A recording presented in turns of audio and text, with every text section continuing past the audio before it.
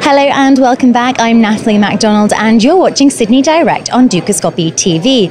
The next growth phase for Australia is going to be known as the services era. That's according to Greg Cooper, chairman of the FSC. I caught up with him at the FSC's annual conference in the Gold Coast. Greg Cooper, thank you so much for taking the time to chat with Dukascopy TV today. Much appreciated. Great, thanks Natalie, it's good to be here. Yep. So we're at the FSC's annual conference on the Gold Coast, and in a speech that you've given at this conference, you've discussed the next key growth phase for Australia being the services era. Can you expand on that thinking for us?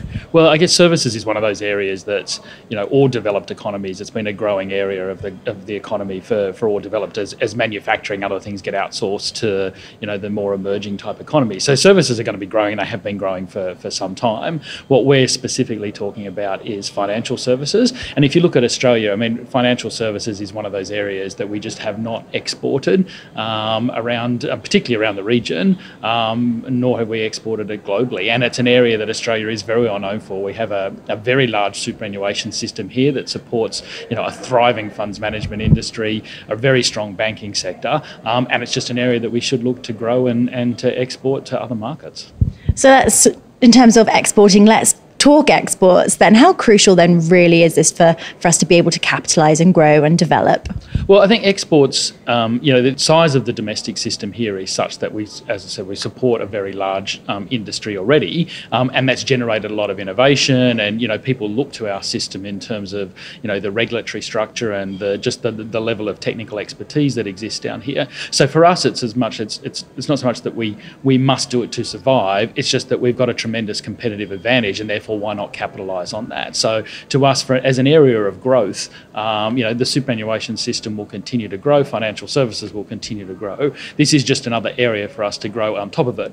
And I think from the broader economic perspective, when you look at things like the mining boom gradually starting to wane, then from the economy perspective, we need something else to take up that slack, and therefore exporting financial services is something where we've got a strong competitive advantage, a great level of sort of technological expertise already in the system, and therefore we should be able to export it and try and capture some of what we're losing in terms of mining exports. Now, the free trade agreements with countries such as China, South Korea really form a great part of this next growth phase, as you've mentioned. Is Australia in a position currently to capitalise on these agreements, or are there still some changes to be made? Well, in terms of financial services, clearly we've got a solid base, and that's, you need to have that in the first place in order to be able to capitalise on it. But there are some other things that we clearly need to do. I think particularly some of what's been talked about at the conference here around structures for unit trusts is one thing. We've made a lot of progress in terms of the tax changes that have been made, and the policy settings around the investment manager regime, which now make it very clear as to what the tax situation is for foreign investors investing through Australia and back into offshore funds. So that's been fantastic progress, but the next stage of it is really around making our vehicles set up in a structure that overseas investors will be familiar with. So I think it's good to have those free to trade agreements.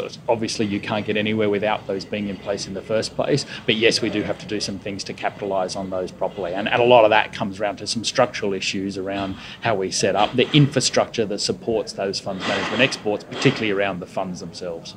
Now, certainly there's been plenty of dialogue around this issue at the conference taking place over these few days. What's sort of the key message or takeaway that you'll be taking back home with you?